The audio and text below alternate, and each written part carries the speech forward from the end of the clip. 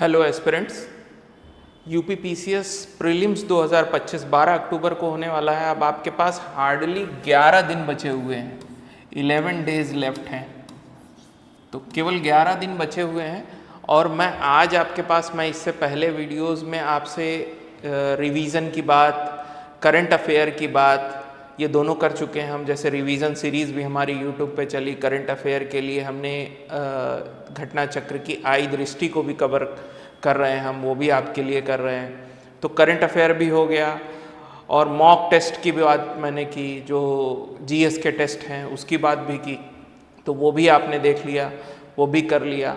अब एक इम्पॉर्टेंट पहलू है कि जीएस कितना भी अच्छा हो जाए, लेकिन अगर सीसैट का पेपर क्वालिफाई नहीं होता है, अगर आपका जीएस पेपर 2 यानी सीसैट क्वालिफाई नहीं होता है, तो कितने बच्चे जो जीएस क्वालिफाई कर रहे होते हैं वो भी पीसीएस का प्री नहीं निकाल पाते। और क्यों नहीं निकाल पाते? क्योंकि सीसैट रह जाता, पहले इसी की कॉपी चेक होती है, तो उसके बाद जीएस का कोई मतलब ही नहीं जब इसी में नहीं निकले।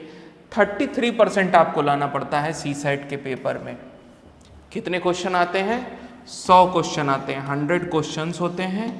इसमें से आपको 33 क्वेश्चन सही करने हैं, 33 क्वेश्चन करेक्ट होने चाहिए और निगेटिव कोई भी नहीं होना चाहिए, तब आप क्वालिफाई करते हैं। मतलब अगर निगेटिव आ रहा है तो आपके और ज़्यादा सही होने चाहिए, क्योंकि -1/3 निगेटिव मार्किंग, मतलब ऐसे समझिए कि 3 क्वेश्चन अगर आपने गलत किए तो एक सही का भी नंबर गया, और वो 3 जो गलत किए थे वो तो गया ही गया। अब ऐसे मौके पे सीसैट भी क्वालिफाई करना बहुत ज़रूरी है। और अब लास्ट के जो 10 दिन आपके पास बचे हैं, 10 से 11 दिन, इस पे आप इस पे भी फोकस करें, ये बहुत ज़रूरी है। इसीलिए आज का वीडियो बहुत इम्पॉर्टेंट है आपके लिए, जो मैं लेके आ रहा हूँ। इस वीडियो में हम बात करेंगे सीसैट पे। तो ज़रा सिलेबस के हिसाब से देखते हैं कि सीसैट में क्या क्या है। अगर आप सीसैट देखें, यूपी पीसीएस के सीसैट में सबसे पहले अगर आप बात करेंगे, सीसैट का पेपर 200 नंबर का, 2 घंटे का पेपर, और 33% क्वालिफाइंग मार्क्स, यानी कि 33 क्वेश्चन कुल आपको सही करने हैं। अब 33 सही, गलत तो होंगे ही होंगे कुछ। तो मेरा ये मानना है कि अगर सेफ साइड आप 40 भी करके आते हैं तो होता है, उससे भी सेलेक्ट हो जाते हैं बच्चे, लेकिन मेरा ये मानना है कि 50+ करें, 50 से 55 क्वेश्चन कम से कम आप करके आएँ। 50 to 55 अगर आप करके आते हैं 100 में से, तो आप सेफ साइड हैं, क्योंकि 5 क्वेश्चन 10 क्वेश्चन गलत हो सकते हैं, होते हैं, सबके होते हैं, ठीक है। कभी कभी उस मौके पे वो दिमाग में क्लिक नहीं आता, मैथ के क्वेश्चन हो गए, रीजनिंग के हो गए, और आप कहीं ना कहीं चूक के गलत कर देते हैं। तो सेफ साइड रहने के लिए मेरे ख्याल से, मैं जब करता था तो 55 तो करके आता ही था। बहुत ज़्यादा 80 क्वेश्चन करके आ गए या 70 करके आ गए, कोई मतलब नहीं है उसका। आप 55 अपने हिसाब से एकदम सटीक सही करके आइए, और देखिए अगर 5 गलत भी हो जाते हैं ना, आप सेफली इन हैं सीसैट में। अब देखते हैं सिलेबस में क्या क्या है। कॉम्प्रीहेंशन है, सबसे ज़्यादा क्वेश्चन इसी से आते हैं, करीब 22 क्वेश्चन आप अगर पिछले साल का पेपर देखें तो ऐसे है, ठीक है। तो 22 क्वेश्चन के आसपास इसी से आता है, गद्यांश जिसको आप कहते हैं। उसके बाद है interpersonal skill including communication skills, संप्रेषण जिसको आप कहते हैं हिंदी में, उसकी बात कर रहा है। तो इंटरपर्सनल स्किल से अच्छे खासे क्वेश्चन आते हैं। जैसे अगर पिछले साल आप देखें तो लगभग 15-16 क्वेश्चन थे इससे। अब इसके बाद आता है लॉजिकल रीजनिंग और एनालिटिकल, यानी रीजनिंग। तो रीजनिंग से क्वेश्चन आते हैं अच्छे खासे, रीजनिंग से क्वेश्चन आपको मिलेंगे। जैसे कैलेंडर का क्वेश्चन हो गया, कैलेंडर के क्वेश्चन आते हैं। ट्राइंगल्स हो गए कि एक ट्राइंगल है उसमें कितने ट्राइंगल बन रहे हैं, कैलेंडर डेट से क्वेश्चन आएगा, ठीक है। इस तरह के क्वेश्चन रीजनिंग में आते हैं, जो कि हम कर सकते हैं बहुत आराम से अगर हमने थोड़ी सी प्रैक्टिस की हो, ठीक है। अब प्रैक्टिस कहाँ से करें? तो प्रैक्टिस करने की अगर बात आती है तो इसी में आपको मैं बता दूं कि आप क्या करेंगे। आप जाएंगे samarpan.is.com पे, अपने गूगल क्रोम पे, और वहाँ से आप जाएंगे कोर्सेज में। जब आप कोर्सेज में जाएंगे तो आप देखेंगे मेरे द्वारा ये सीसैट का कोर्स है, इसमें सीसैट पढ़ाया गया है। बेसिकली मैंने मैथ रीजनिंग ही पढ़ाया है। ये कोर्स फ्री है आपके लिए, एक्सेस इसका फ्री है।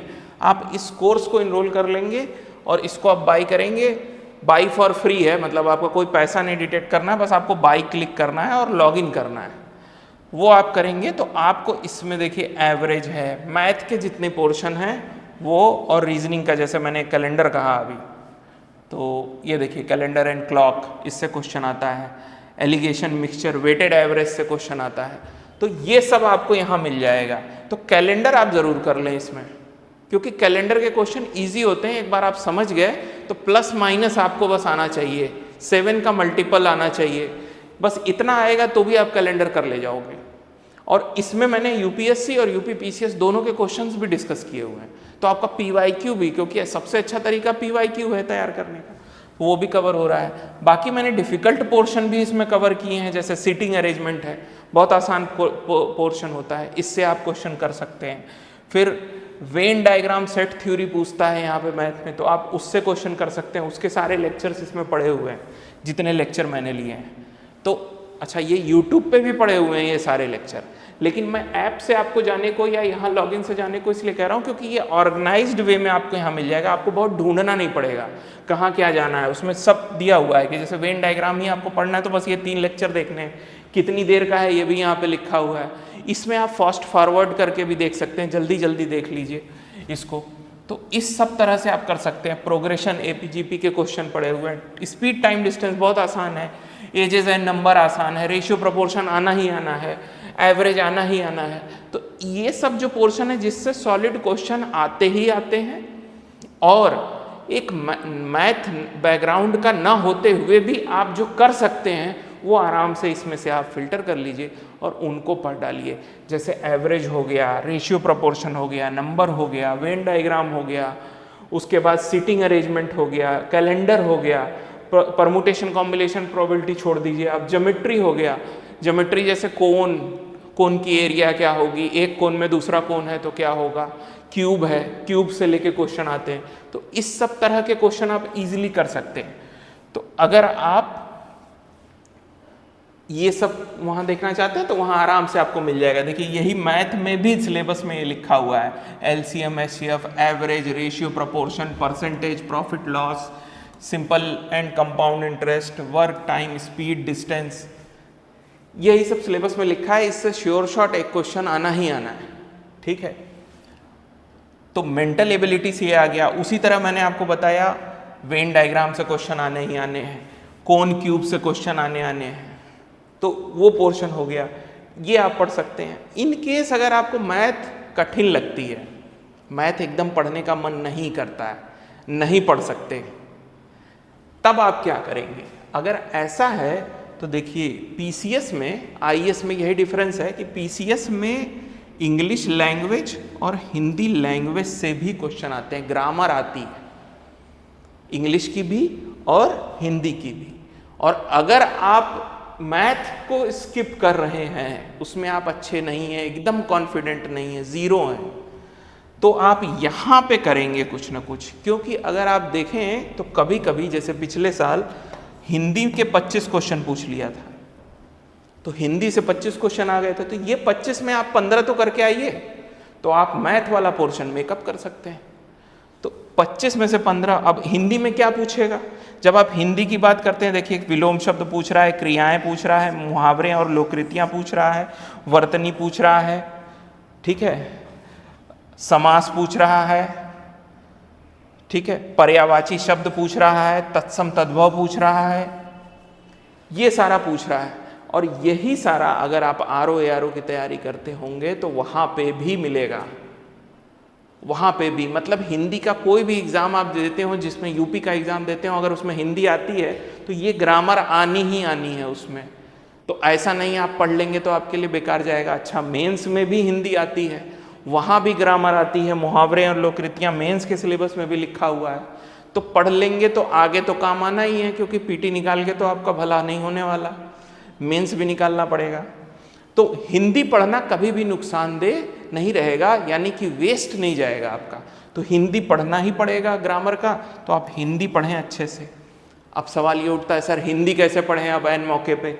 उसके लिए भी हमारे पास उपाय है। देखिए, जैसे मैंने आपसे कहा था कि आप इसमें जाएं कोर्स में सीसेट के, उसी तरह आप समर्पण आईएएस के कोर्सेज सेक्शन में जाएंगे तो आपको ROARO हिंदी का कोर्स मिलेगा, ये देखिए, और ये भी फ्री है। इसमें ग्रामर जो प्रीलिम्स तक वाली है वो पूरी कवर की हुई है। जब आप इसमें जाएंगे तो देखिए, विश्लेषण विशेष, वर्तनी वाक्य शुद्धि, तत्सम तद्भव, विलोम, वाक्यांश, पर्यायवाची, इतने आपको मिल गए, आपका काम हो गया। आप 10-15 क्वेश्चन तो कर ही ले जाएंगे ना, अगर आपको हिंदी इतनी नहीं आती है तो आप इस तरह से कर सकते हैं कि आप हिंदी को कवर करें। अगर मैथ वीक है तो रीजनिंग इतनी कर लें कि आप रीजनिंग करके आएँ। अगर आप इंग्लिश मीडियम के हैं, हिंदी नहीं कर सकते, तो इंग्लिश की ग्रामर अच्छी करके आइए। इंग्लिश की ग्रामर से भी 15 क्वेश्चन रहेंगे, तो 15 तो मिलेंगे ही आपको इंग्लिश की ग्रामर से, और उसमें कॉम्प्रीहेंशन भी रहेगा, कॉम्प्रीहेंशन अलग से भी रहेगा, तो दोनों रहेगा, तो वहाँ पे आपको बेनिफिट मिलेगा। तो इंग्लिश का करके आएँ, फिर लॉजिकल रीजनिंग ज़रूर करके आएँ। इंटरपर्सनल स्किल के लिए क्या करें, अब ये सवाल उठता है। देखिए, इंटरपर्सनल स्किल के 15 क्वेश्चन तो रहेंगे ही मिनिमम, तो 15 क्वेश्चन। अच्छा, यही कम्युनिकेशन स्किल भी है, तो इसका कोई तरीका नहीं है। इसका बेस्ट तरीका है कि जो PYQs हैं पिछले 10 साल के उठा लीजिए, आप कोई भी बुक लीजिए, मार्केट से होगी ही आपके पास, उससे 10 साल के PYQs उठाइए, जिसमें कोशिश ये करिए कि पार्ट्स चैप्टर वाइज डिवाइड किया हो, सेक्शन वाइज डिवाइड किया हो क्वेश्चंस को, कि कौन सा इंटरपर्सनल स्किल का है, कौन सा मैथ का है। अगर नहीं भी डिवाइड किया है तो आप पढ़ के जान जाओगे, तो आप उसको सॉल्व कर डालिए या उसका सॉल्यूशन देख लीजिए। एक बार नहीं, कम से कम 3 बार देख के जाइए, ताकि आपको कुछ क्वेश्चंस याद हो जाए। तो जिस तरह से आपको जो याद रहेगा ना, उसी के आधार पे आप इसमें से 15-16 में से 8 कर लोगे, 8 आप सही कर लोगे उससे। तो ये बहुत ज़रूरी है कि आप इंटरपर्सनल स्किल करें, आप हिंदी करें, इंग्लिश हिंदी में से एटलीस्ट एक तो करें ही करें, इंग्लिश के भी कुछ करें, और मैथ रीजनिंग को टारगेट करें, मैथ रीजनिंग को करें।